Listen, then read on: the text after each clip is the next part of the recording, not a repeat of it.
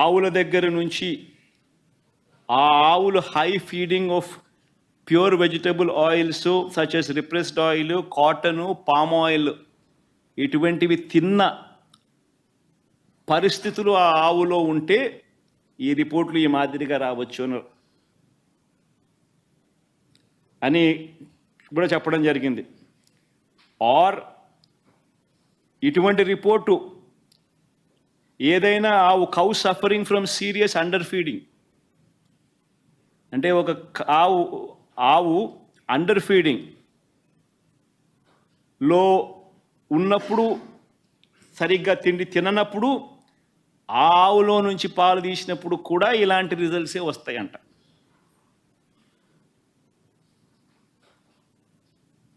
ఇవన్నీ రిపోర్ట్లో వాళ్ళు డిస్క్లైమర్స్ కింద రాసినారు. ఇదేదో ఖచ్చితమైన రిపోర్టా అంటే అది కాదు. మరి ఇవన్నీ తెలిసి చంద్రబాబు నాయుడు కావాలని అబద్ధాలు ఆడుతూ తిరుపతి వెంకటేశ్వర స్వామి వారి విశిష్టతను, ప్రసాదానికి సంబంధించిన పవిత్రతను దగ్గర ఉండి కావాలని అబద్ధాలు చెప్పి అనుమానపు బీజాలు ప్రసాదం పుచ్చుకునే ప్రతి ఒక్కరిలోనూ లేపడం దుర్మార్గం కాదా అని అడుగుతా ఉన్నా.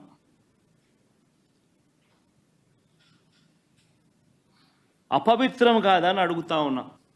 నీ రాజకీయ స్వార్థం కోసం వెంకటేశ్వర స్వామి ప్రతిష్టను దిగజారుస్తా ఉన్నావు.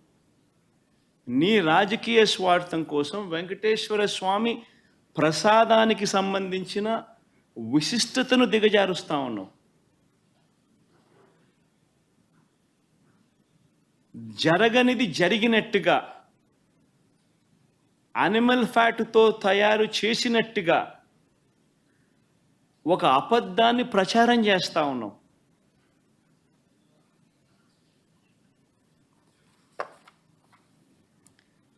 ధర్మమేనా అని అడుగుతా ఉన్నా. మరోవైపు ఇంకా ఇలా అబద్ధాలు రోజుకు ఒక్కొక్కడు ఒక్కొక్క అబద్ధాన్ని ప్రమోట్ చేస్తారు.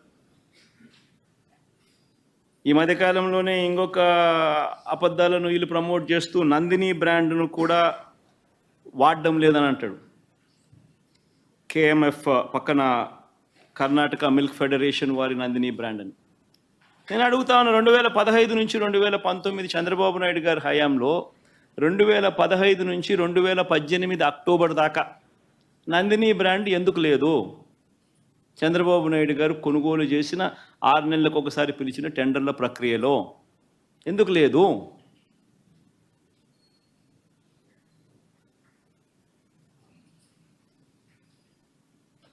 నందిని వాళ్ళు కూడా అప్పుడప్పుడు పార్టిసిపేట్ చేస్తారు, అప్పుడప్పుడు పార్టిసిపేట్ చేయరు. మన హయాంలో కూడా 2019 తర్వాత మన హయాంలో కూడా నందిని వాళ్ళు అప్పుడప్పుడు పార్టిసిపేట్ చేశారు.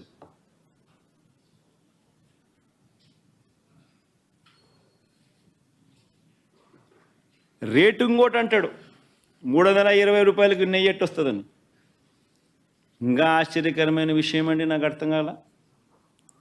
చంద్రబాబు నాయుడు గారి హయాంలో 2015 నుంచి 19 వాళ్ళు ప్రొక్యూర్ చేశారు కదా నెయ్యిని. టెండర్లు పిలిచి ఇదే మాదిరిగానే ఈ టెండర్ల ద్వారా పిలిచి ప్రొక్యూర్ చేశారు కదా. ఏ రేటుకు ప్రొక్యూర్ చేసినారు? అదే క్వాలిటీ నెయ్యే కదా ఇప్పుడు కూడా. అప్పుడు అదే క్వాలిటీ, ఇప్పుడు అదే క్వాలిటీ. దశాబ్దాలుగా నెయ్యి క్వాలిటీ అదే, కొత్తగా మారింది ఏమీ లేదు. అవే ఆవులు, అవే డైరీలు, అవే ఆవులు, అవే పాలు, అవే నెయ్యి, అదే క్వాలిటీ. ఆ క్వాలిటీ ఉంటే తీసుకుంటారు, లేకపోతే తీసుకోరు. చంద్రబాబు నాయుడు హయాంలో నెయ్యి ఏ రేటుకు కొన్నారు? 276 రూపాయలు 2015లో కొన్నారు టెండర్ల ద్వారానే. 2019 జనవరిలో, అంటే ఆయన చివరి దాంట్లో 324 రూపాయలు కొన్నారు. మన అడేటప్పుడు 320 కొంటే తప్పేముందయా? ఉన్న రేట్ అది వాళ్ళు టెండర్లలో వాళ్ళు కోట్ చేసినారు, L1 కింద ఎవడైతే వాళ్ళకి ఇచ్చినారు. ఏం తప్పు జరుగుతూ ఉంది? నీ హయాం అంతా ఇదే రేట్లతోనే జరిగాయి, కొనుగోలు చేశారు. మరి ఇప్పుడు కూడా అదే రేట్లతోనే కొనుగోలు జరుగుతూ ఉంది.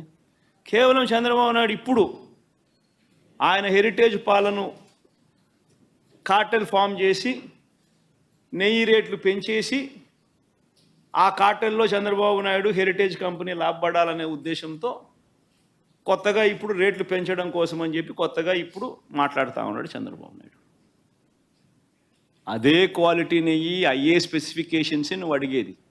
దశాబ్దాలుగా నువ్వు అయ్యే స్పెసిఫికేషన్స్ అడుగుతున్నావు. అవే స్పెసిఫికేషన్స్ అప్పుడు అడుగుతున్నావు, అవే స్పెసిఫికేషన్స్ ఇప్పుడు అడుగుతున్నావు. అదే క్వాలిటీ అప్పుడు అడుగుతున్నావు, అదే క్వాలిటీ ఇప్పుడు అడుగుతున్నావు. తిరుపతి లడ్డు అన్న విశిష్టత మనం చాలా గొప్పగా చెప్పుకుంటాం. తిరుపతి లడ్డు టేస్ట్ చాలా బాగుంటుంది అని, గొప్ప టేస్ట్ అని. మన అదే క్వాలిటీ టేస్ట్, అదే నెయ్యి, అదే క్వాలిటీ, అదే టేస్ట్. అప్పుడైనా అంతే, ఇప్పుడైనా అంతే, ఎప్పుడైనా అంతే. మరి ఈ మాదిరిగా అబద్ధాలు ఆడటం ఎంత మటుకు ధర్మం?